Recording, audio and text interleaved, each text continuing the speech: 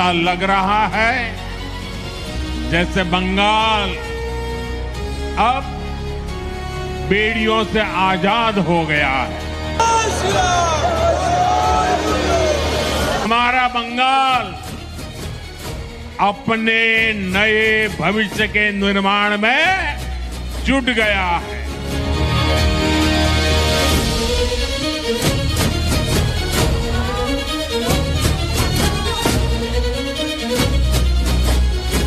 महाजीत के बाद पहली बार पश्चिम बंगाल में प्रधानमंत्री नरेंद्र मोदी की ग्रैंड एंट्री और ग्रैंड वेलकम।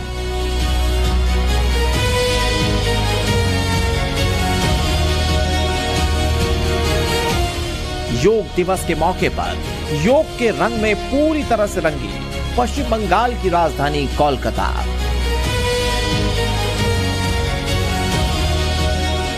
टीएमसी नेताओं को नॉनस्टॉप अंडा थेरेपी पर छिड़ा महासंग्राम। बीजेपी टीएमसी वर्कर्स में झड़प और टीएमसी के 3 बैंक खाते सीज होने के बाद ममता बनर्जी को 440 करोड़ का पहला करण।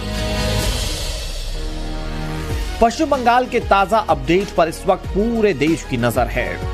एक तरफ जहां ममता बनर्जी की मुश्किलें बढ़ती जा रही हैं, दूसरी तरफ बीजेपी ने बंगाल को सियासत का एपिसेंटर बनाकर रख दिया है।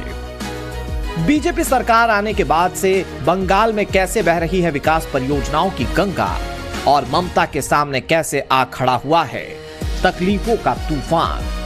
क्या सच में टीएमसी के सभी बैंक खाते फ्रीज होने वाले हैं? इन तमाम मुद्दों की सिलसिलेवार तरीके से पड़ताल करेंगे, लेकिन सबसे पहले बात पीएम नरेंद्र मोदी की, जो बंगाल महाविजय के बाद पहली बार पश्चिम बंगाल पहुंचे तो स्वागत के कई रंग नजर आए।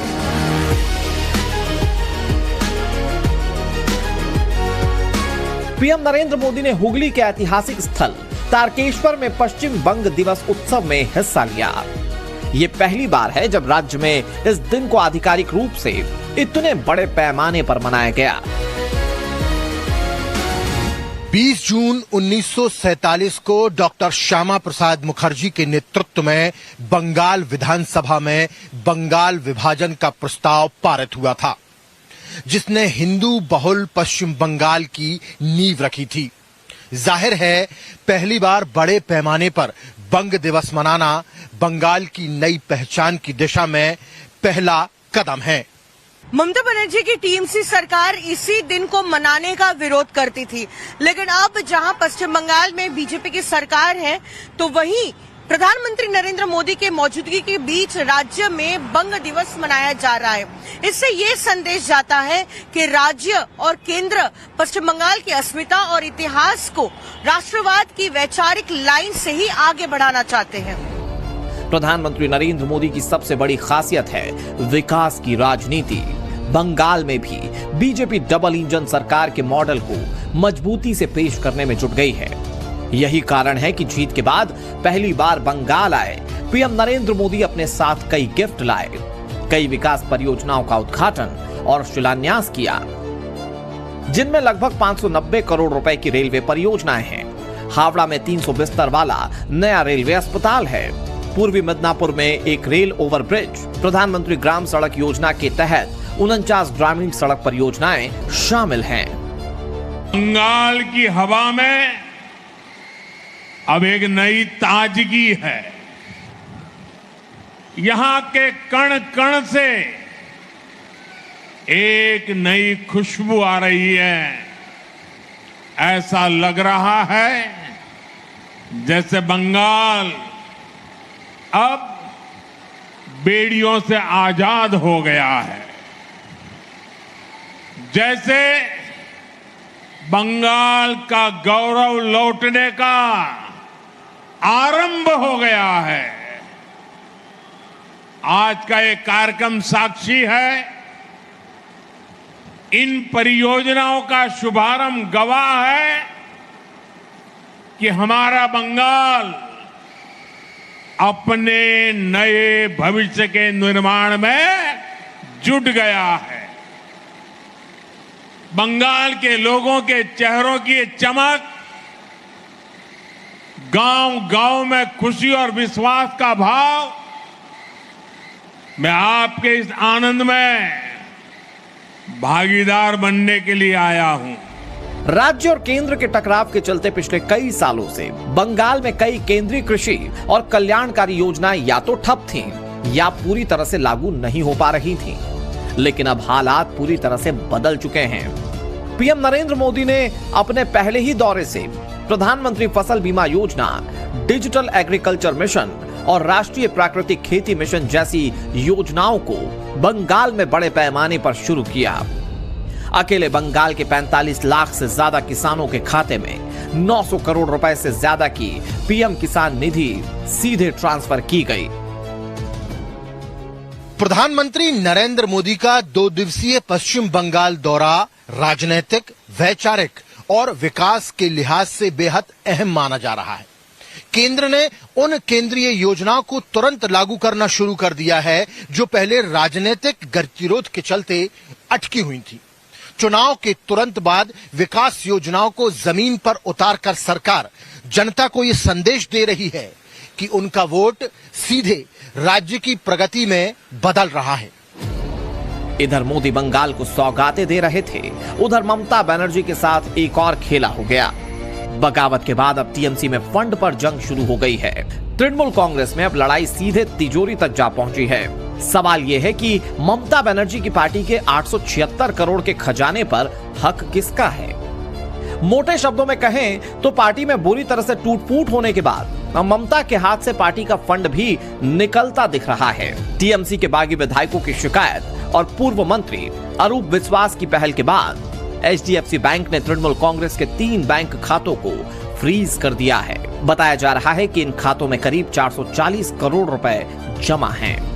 अब इन खातों से 1 रुपया भी निकाला नहीं जा सकता। तृणमूल विधायकों के एक बागी गुट ने पहले ही पार्टी के बैंक अकाउंट से जुड़े संभावित अवैध लेन देन को लेकर चिंता जताई थी। इसके बाद पुलिस ने शुक्रवार को टीएमसी के 3 बैंक अकाउंट्स फ्रीज कर दिए हैं। वो ट्रेजरर थे, वो जरूर कुछ सोचे होंगे बोल के ये दिया है। इसका जवाब अरूप विश्वास दे सकता है, लेकिन ऐसा प्रक्रिया अरूप विश्वास अगर किया है तो ट्रेजरर के हिसाब से जरूर उनको कुछ लगा होगा, इसलिए उन्होंने किया है। पुलिस को दी गई तहरीर के मुताबिक टीएमसी के बागी विधायकों ने 3 बैंक खातों में हुए लेन देन की जांच की मांग की है। उनका आरोप है कि टीएमसी के खाते में यह रकम कटमनी की वसूली, सरकारी खजाने में गबन और घोटालों से इकट्ठा किए गए रुपयों से आई है। तृणमूल कांग्रेस के बड़े नेता और ममता सरकार में मंत्री रहे अरूप विश्वास ने 12 जून को कोलकाता में एचडीएफसी बैंक की सेंट्रल प्लाजा ब्रांच को ये चिट्ठी लिखकर पार्टी के सभी अकाउंट्स को फौरन फ्रीज किए जाने की मांग की थी, जिसकी रिसीविंग 16 जून की तारीख में दिख रही है। इसके बाद बैंक ने यह फैसला लिया है। तृणमूल कांग्रेस के नेता अरूप विश्वास ने बैंक को चिट्ठी लिखकर ये मांग उठाई है कि तृणमूल कांग्रेस के बैंक अकाउंट्स को फ्रीज कर दिया जाए, क्योंकि लगातार पार्टी में जो है फूट हो रही है, पार्टी टूट रही है और पार्टी के 20 सांसद जो है वो बगावत कर चुके हैं 28 सांसदों में से, और साथ ही 60 ऐसे विधायक हैं पार्टी के जो दूसरा गुट बना चुके हैं। ऐसे में पार्टी के ऊपर जिस तरीके से कंट्रोल है, उनकी संपत्ति, फंड और अधिकार किसका रहेगा, उस पर लगातार कानूनी जो है सवाल उठ रहे हैं। और साथ में अरूप विश्वास से ये भी आशंका जताई है कि इन फंड्स का दुरुपयोग भी हो सकता है। साफ है, सत्ता, सीएम का पद, सांसद, विधायक सब कुछ जाने के बाद अब ममता के हाथ से खजाना ही जाने वाला है। अब जरा टीएमसी की उस तिजोरी का आकार भी समझ लीजिए जिस पर लड़ाई छिड़ी हुई है। खबरों के मुताबिक तृणमूल कांग्रेस के अलग अलग बैंक खातों में कुल 625 करोड़ 79,87,264 रुपए जमा है। इसके अलावा तृणमूल कांग्रेस ने अलग अलग बैंक्स में 250 करोड़ 77,28,322 रुपए की फिक्स डिपॉजिट यानी कि एफडी करा रखी है। अगर बैंक बैलेंस और फिक्स डिपॉजिट को जोड़ दिया जाए तो पार्टी के पास बैंक में कुल 876 करोड़ 57,15,586 रुपए हैं। इतना ही नहीं, ऑडिट रिपोर्ट में 50 करोड़ रुपए के चेक भी दर्ज हैं। वहीं पार्टी के हेडक्वार्टर और रीजनल ऑफिस में 31,28,028 रुपए नगद के रूप में मौजूद हैं। यानी कि बैंक बैलेंस, एफडी, चेक्स और नकदी को मिलाकर तृणमूल कांग्रेस के पास करीब 927 करोड़ रुपए हैं, यानी कि 900 करोड़ से ज्यादा का फंड। अगर इस पर कंट्रोल चला गया तो ममता और अभिषेक के लिए यह बड़ा झटका होगा। तो एक तरफ सांसदों और विधायकों की बगावत, दूसरी तरफ तिजोरी की चाबी पर सवाल। जाहिर है ममता कैंप के सामने एक बड़ा तूफान है। हालात पूरी तरह से बदल चुके हैं, ममता के भी और बंगाल के भी। जहां प्रधानमंत्री नरेंद्र मोदी न केवल इंफ्रास्ट्रक्चर को रफ्तार दे रहे हैं, बल्कि कोलकाता से वैश्विक संदेश देने की तैयारी भी कर रहे हैं। 21 जून को 12वें अंतर्राष्ट्रीय योग दिवस के राष्ट्रीय कार्यक्रम की मेजबानी करने के लिए कोलकाता पूरी तरह से तैयार है। रविवार को शहर के मशहूर रेड रोड पर होने वाले इस भव्य कार्यक्रम में प्रधानमंत्री नरेंद्र मोदी खुद मौजूद रहेंगे। कोलकाता के ऐतिहासिक रेड रोड को एक विशाल योग स्थल में बदल दिया गया है, जहां प्रधानमंत्री नरेंद्र मोदी के साथ 35,000 से ज्यादा लोग एक साथ सामूहिक योगाभ्यास करेंगे। 21 जून यानी कि अंतर्राष्ट्रीय योग दिवस का मुख्य कार्यक्रम इस बार कोलकाता में होने जा रहा है।